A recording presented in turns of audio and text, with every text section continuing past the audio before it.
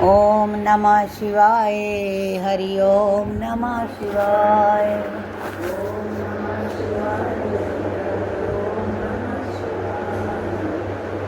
कौन सा प्रसंग है ये? आप कभी और पढ़े तो बोलते 32, 32वां अध्याय। चलो। आप पहले बैठे हुए हैं, निर्विकार, बिल्कुल कुछ नहीं सोच रहे। आप अकेले हैं। उस समय आप ब्रह्म रूप से स्थित हैं। ये आपकी वास्तविकता है। जैसे ही आप जब कुछ सोचते हैं तो आप में भावना प्रकट होती है। आप अपने को भावना का आश्रय अनुभव करते हैं और यहीं से अहंता प्रकट हो जाती है। मैं पना प्रकट होता है। जब आप कुछ सोचते हैं तो उस वक्त भी आपके अंदर ये मैं हूँ ये भाव प्रतीत होने लगता है। जब तक आप कुछ नहीं सोचते तब तक निर्विकल्प निर्विकार होते हैं। जिस समय संकल्प विकल्प फुरता है, ख्याल फुरता है, स्फुरित होता है, तो आप अपने में अहंता अनुभव करते हैं कि मैं हूँ, यही मैं हूँ। आगे चलकर मैं मेरे को जन्म देती है और यही दोनों मिलकर माया कहलाता है। मैं अरु मोर तोर ते माया, जेही बस कीने जीव निकाया। मैं और मेरा तू और तेरा, इसी का नाम माया है और इसी ने सारे संसार को पकड़ा हुआ है। ज़रा गौर कीजिए, इस मैं और मेरे के जाल पर इस शरीर में कितना ममत्व है। मैं शरीर हूँ ऐसा नहीं कहता। क्या कहता है? यह मैं हूँ। यह नहीं समझता कि मेरा साथी यूं ही है, बल्कि इसको सत्य समझता है।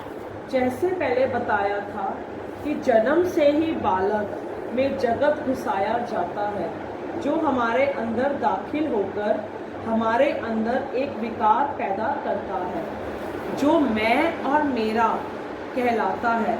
यही माया है।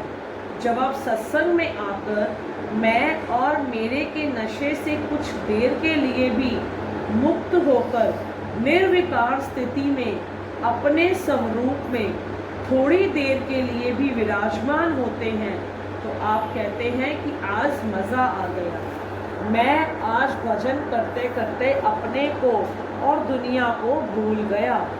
आज मेरे आनंद का कोई ठिकाना नहीं है।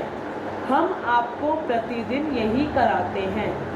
आपके इस पने मेरे पने को एक और करके, आप में से माया को एक और करके, कोई एक और करके आपको आपके स्वरूप में जो आपकी निर्विकारता है, एकता है, आनंद स्वरूपता है, जिसमें जगत नहीं, द्वैत नहीं, उस एक रस चैन की स्थिति में विराजमान होने के लिए प्रेरित करते हैं। जब तक मन मनता को लेकर भटकता है, मैं मेरे की कल्पना वाला होता है, तब बिना बात बैठे बैठे यही इस जगत के चक्कर में आ जाता है। परंतु जब मन शांत व निरवकार होता है, परमात्मा की वास्तविकता को अनुभव करता है, तो यहीं बैठे बैठे चैन और शांति मिल जाती है और कहीं से लानी नहीं पड़ती।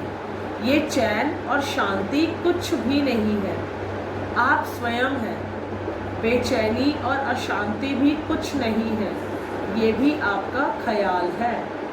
चैन और शांति आप हैं, अशांति और बेचैनी आपका ख्याल है। ख्याल शांत कर दीजिए, आप चैन और शांत ही हैं। ख्याल दौड़ाइए, बेचैनी की बेचैनी और अशांति ही अशांति है। जैसे पानी और लहर दोनों एक ही हैं, वैसे ही जब आप संकल्प विकल्प संयुक्त होते हैं, तब आप जीव हैं और अशांत हैं, बेचैन हैं। तभी आप में माया है।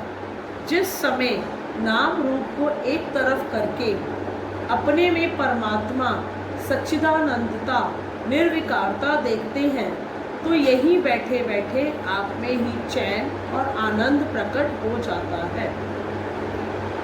एक ही जगत में ज्ञानी और अज्ञानी दोनों रहते हैं, परंतु ज्ञानी शांति से युक्त चैन और आनंद से भरपूर है, पर अज्ञानी दुखी है।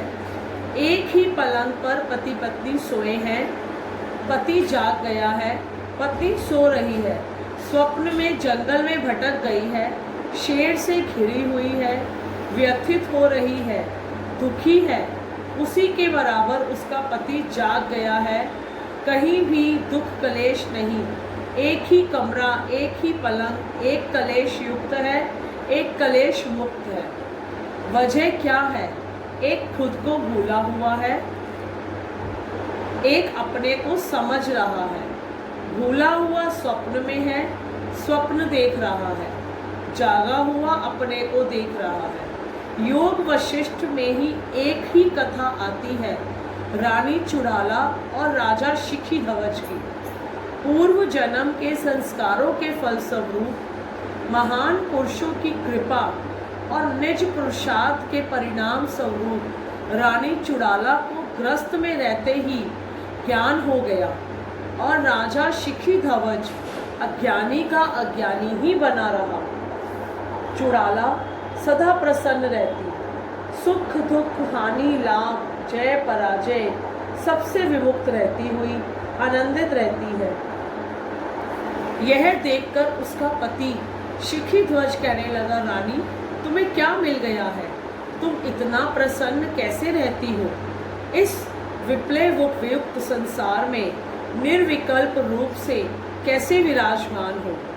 बेचारी सीधी साधी चुड़ाला ने कह दिया, राजन मुझे ज्ञान हो गया है, ज्ञान होने पर यही होता है, सुख दुख लाभ हानि जय पराजय सब बराबर हो जाते हैं और व्यक्ति स्वाभाविकता को प्राप्त होकर सदा प्रसन्न बना रहता है। अब शिखीध्वज ने सोचा, हमारे घर में रहने वाली रानी, बर्तन मांजने वाली, पैर की जूती, पता नहीं और क्या क्या सोचता है आदमी। अरे ज्ञान तो किसी को भी हो सकता है, किसी के लिए प्रतिबंध थोड़ी है। रानी यह तो असंभव है, ज्ञान ऐसे नहीं हुआ करता। आदमी जंगल में जाता है, तप करता है हजारों साल तक, तब कहीं ज्ञान होता है। ऐसे घर बैठे बैठे थोड़े ही ज्ञान हो जाता है।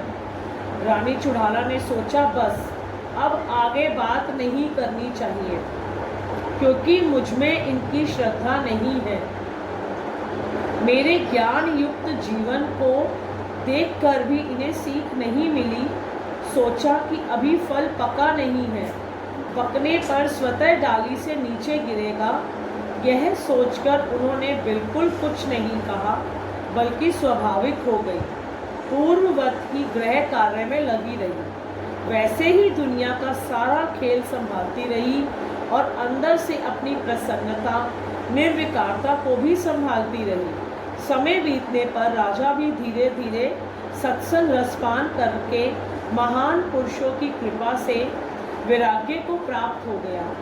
जैसे सूर्य उदय से पूर्व रोशनी आती है, वैसे ही ज्ञानोदय से पूर्व वैराग्य आता है। संसार दुख रूप लगता है, बंधन की प्रतीत होती है। इस लोक प्रलोक में कहीं चैन नहीं दिखता। ये ज्ञान पूर्व वैराग्य स्थिति है। भगवान श्री राम को भी इतनी ही बेचैनी हुई थी। उन्होंने संसार में किसी को भी चैन से शांति से जीते हुए नहीं देखा। तब विचार किया कि संसार में जीना ही दुख का कारण है, मर जाना चाहिए, पर आत्महत्या अपघात है।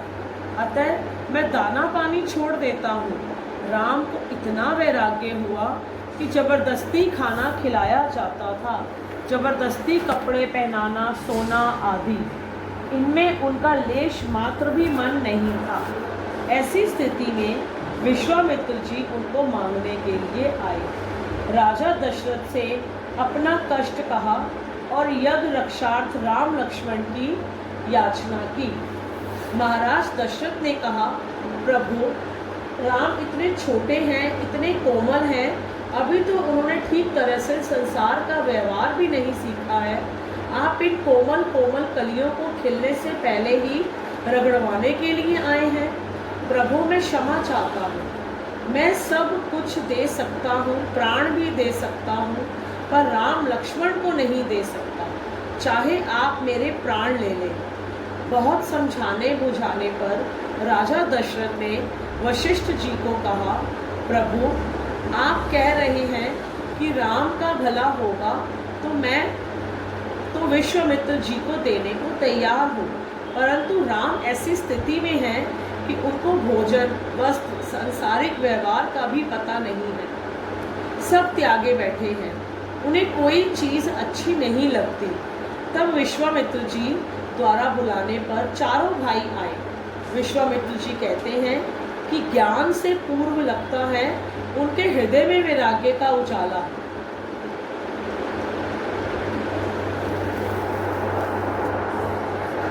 विराग का उजाला हो गया, उनके ज्ञान अभी हृदय मिला में- नहीं। उनके हृदय में वैराग्य का उजाला है, जो कि प्राय मुमुक्षुओं में हुआ ही करता है। कहीं वह ज्ञान प्राप्त अर्थे आतुर तो नहीं है। चारों भाई आए और समस्त परिवारी जनों का एवं ब्राह्मणाधिकों को प्रणाम करके ऋषिवर द्वय के निकट प्राणोपरांत सामान्य जनता वाले स्थान पर ही विराजित हो गए। कहने लगे, मुझे तो स्वयं में कोई विशेषता नहीं दिखती। मलान मुख कहने लगे, मुझे तो स्वयं में कोई विशेषता नहीं दिखाई देती। पीत रंग चिंतित हृदय से राम के साथ चारों भाई भी उसी दशा को प्राप्त हो गए। तब राम जी को विश्वामित्र जी ने कहा, राम हमने तुम्हें यहाँ विशेष कृपा वर्षण हेतु बुलाया है। हमें लगता है तुम्हारे हृदय में कोई दुख घर कर गया है, उसे प्रकट करो ताकि हम उसे दूर करने का उपाय कर सकें, क्योंकि वैद्य से रोग को छुपाकर उसका इलाज संभव नहीं है। हम साधु लोग गृहस्थी जनों का इलाज करते हुए घूमते रहते हैं। हम समस्त चिंताओं को, शोक को दूर कर शांति प्रदान करना अपना कर्तव्य समझते हैं। ऐसा सुनकर राम की आंखों से अश्रुधरा बह चली। जैसी किसी दुखी आदमी को जरा सा दिलासा देकर उससे दुख की बात पूछी जाए तो उसका जी भर आता है, वैसे ही भगवान श्री राम का हृदय भर आया। आंख से आंसू छल छला पड़े। सोचने लगे, हाय इतने दिनों तक मेरे कष्ट की बात किसी ने नहीं पूछी। मेरा दुख तो बस इन्हें ही नजर आया है। आंसू रोककर, हृदय के द्रवी भाव को रोककर हाथ जोड़कर निवेदन किया, प्रभु करुणा निधान, जब आप पूछ ही रहे हैं तो आपके हृदय की बात बताता हूँ। मुझे ये संसार जलती हुई आग नजर आता है।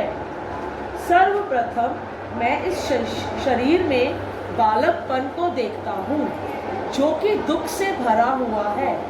शरीर की जवानी और बुढ़ापा भी दुख से भरे हुए हैं।